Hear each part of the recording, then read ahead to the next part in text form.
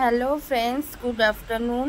তো আজকে আমি কিন্তু রান্না নিয়ে চলে এসেছি তোমাদের সামনে। তো আজকে আমি কি রান্না করব দেখো, ডিম কষা। তো চলো রান্নাটা দেখতে থাকি। প্রথমে আমি ডিমটা সিদ্ধ করে নিলাম, সিদ্ধ করে ডিমটা ছাড়িয়ে নিলাম। এরপর আমি আলু পেঁয়াজগুলোকে আমি ভালো করে ছাড়িয়ে কেটে নেবো। দেখো আমার আলু পেঁয়াজ কাটা কিন্তু কমপ্লিট। আলু পেঁয়াজগুলো কেটে আমি এরপরে রসুন ছাড়িয়ে নিয়েছি। রসুন ছাড়ানোর পর কড়াইতে একটু তেল দিয়ে দিচ্ছি ভালো করে। কড়াইতে তেল দেওয়ার পর তেলটা ভালো করে গরম হলে আমি কড়াইয়ের মধ্যে একটু হলুদ আর একটু নুন দিয়ে দেবো। দিয়ে তেলটা আর একটু ভালো করে গরম হওয়ার পর আমি কড়াইতে দেখো ডিমগুলোকে ছেড়ে দেবো। এবার আমি ডিমগুলোকে ছেড়ে দিলাম কড়াইতে। বা ডিমগুলো একটু ভাজা হতে থাকছে। বা ডিমগুলো ভাজা হওয়ার পর দেখো ভালো করে ডিমগুলো কিন্তু আস্তে আস্তে উল্টো পাল্টা করে নেড়ে ভেজে নিচ্ছি। ডিমগুলো ভাজা দেওয়ার পর সাথে সাথে কিন্তু আমি একটু মিক্সিতে রসুনের গুঁড়াগুলো ছাড়িয়ে রেখেছি।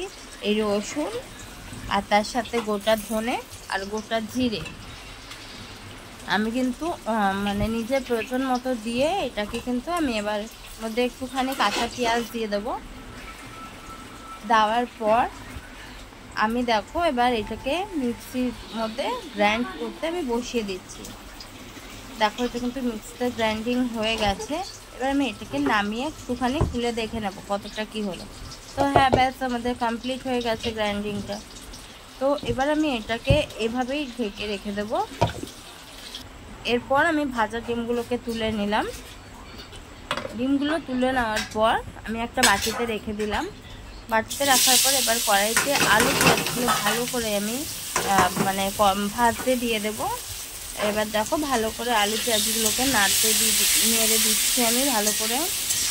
ঠিক আছে, এগুলো একটু ভাজা ভাজা হলে এর ওপর দিয়ে আমি একটুখানি হলুদ ছড়িয়ে দেবো। হলুদ ছড়িয়ে দেওয়ার পর দেখো আবার একটুখানি ভালো করে এগুলোকে মিক্স করে নিচ্ছি। মিক্স করার পর যেটা গ্রাইন্ডিং করে রেখেছিলাম গ্রাইন্ডিংটা আমি ঢেলে দিলাম। দিয়ে এবার ভালো করে আলু পেঁয়াজগুলোকে কষাতে হবে। এই গ্রাইন্ডিংটার সাথে এই মশলাগুলোর সাথে ভালো করে কষাতে হবে, ভালো করে নেড়ে ছেড়ে কষিয়ে। দেখো আমি কষাতে রয়েছি। এরপর আমি দেখো ভালো করে কিন্তু এটা ফুটতে লেগে গেছে। এরপর আমি এর ওপর দিয়ে একটুখানি লঙ্কার গুঁড়ো ছিটিয়ে দিলাম। লঙ্কার গুঁড়ো দেওয়ার পর আবার ভালো করে এটাকে মিক্স করে দিলাম।